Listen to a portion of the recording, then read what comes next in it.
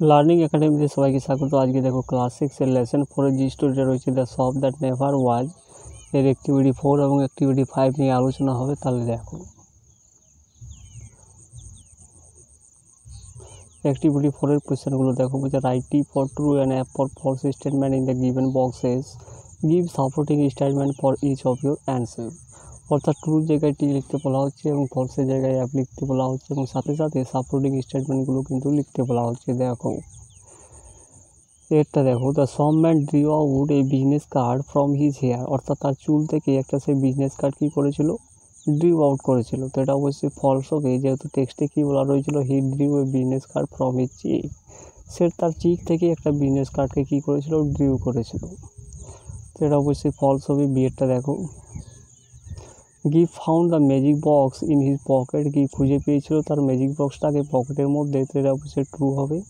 তো সাপোর্টিং স্টেটমেন্টটা কি লিখবে দেখো, give discover the box with surprise. সিয়ারটা দেখো, the toy sword was a magic item. অর্থাৎ কি টয় সোডটা কী ছিল, একটা ম্যাজিক আইটেম ছিল। অর্থাৎ টয়ের অস্ত্রটা কী ছিল, একটা ম্যাজিক আইটেম ছিল। অবশ্যই ট্রু হবে। তো সাপোর্টিং স্টেটমেন্টটা কি লিখবে দেখো, এই ম্যাজিক টয় সোড ই ইউনিক ওয়ান। ডিয়ারটা দেখো, the narrator found his full name on the magic box. অর্থাৎ ন্যারেটার কথক তার ফুল নেমটাকে, পুরো নেমটাকে খুঁজে পেয়েছিল কোথায়, ম্যাজিক বক্সের উপরে। তো এটা অবশ্যই ফলস হবে, যেহেতু সেই কোথায় খুঁজে পেয়েছিল দেখো, and there it was in brown paper tied up and with gives full name and address on the paper. অর্থাৎ পেপারের উপরে কী ছিল, তার ফুল নেমটা কিন্তু ছিল। এইটা হয়ে যাবে সাপোর্টিং স্টেটমেন্ট। এরপরে অ্যাক্টিভিটি 5-এরগুলো দেখো। Answer the following question, why was give surprise. বলছে গিভ কেন অবাক হয়েছিল। তো উত্তরটা এইভাবে লিখবে দেখো, give was surprise because the magic box was in his pocket. কারণ কী ছিল, তার ম্যাজিক বক্সটা পকেটের মধ্যে ছিল। এই কারণে গিভ কী হয়েছিল, সারপ্রাইজ হয়েছিল, অবাক হয়েছিল। বিয়ের প্রশ্নটা দেখো, why did the narrator fail to find out the cost of the magic item. অর্থাৎ কথক কেন ব্যর্থ হয়েছিল সেই ম্যাজিক আইটেমের কস্টগুলো খুঁজে বের করতে। অর্থাৎ দামটা খুঁজে বের করতে কেন সে ব্যর্থ হয়েছিল। উত্তরটা এইভাবে লিখবে দেখো, the narrator fail to find out the cost of the magic items because the shopman did not pay attention to him. তার কারণ কী ছিল, দোকানদার তার উপর কোনো কী করেছিল, মনোযোগ দিয়েছিল না। ডিয়ারটা দেখো, what was the cause of the narrator's amazement. অর্থাৎ কি কথকের যে অবাক করা যে ব্যাপারটা ছিল, তার কারণ কী ছিল।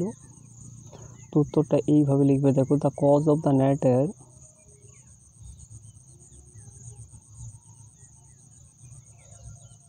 আরেকটা প্রশ্ন আছে দেখো, সিয়ারটা বলছে what item did the shopman show to give. অর্থাৎ কি শপম্যান দোকানদার গিফটকে কী কী জিনিস দেখিয়েছিল দেখো। তো সিয়ারটা এইভাবে লিখবে দেখো, তো shopman showed to give magic showed দেখিয়েছিল, ম্যাজিক ট্রেন্স দেখিয়েছিল, ক্লোকার দেখিয়েছিল and a box of soldiers. অর্থাৎ এই জিনিসপত্রগুলোকে কী করেছিল, দোকানদার গিফটকে দেখিয়েছিল। এরপরে ডিয়ের প্রশ্নটা দেখো, what was the cause of the narrator's amazement. অর্থাৎ কি কথকের অবাক করা যায় ব্যাপার ছিল, তার কারণ কী ছিল। তো উত্তরটা এইভাবে লিখবে দেখো, cause of the narrator's amazement was that there was a magic box in brown paper tied up and with give phone name and address on the paper. অর্থাৎ কী ছিল, পেপারের উপরে তার ফোন নেমটা এবং অ্যাড্রেসটা লেখা ছিল। তাই কী করেছিল, ন্যারেটারের কাছে ওটা একটা অ্যামেজমেন্টের ব্যাপার হয়ে দাঁড়িয়েছিল। তো অ্যাক্টিভিটি 4 এবং অ্যাক্টিভিটি 5 হয়ে গেল। তো ভিডিওটা ভালো লাগলে চ্যানেলটাকে সাবস্ক্রাইব করো এবং পাশের বেল আইকনে প্রেস করে রাখো।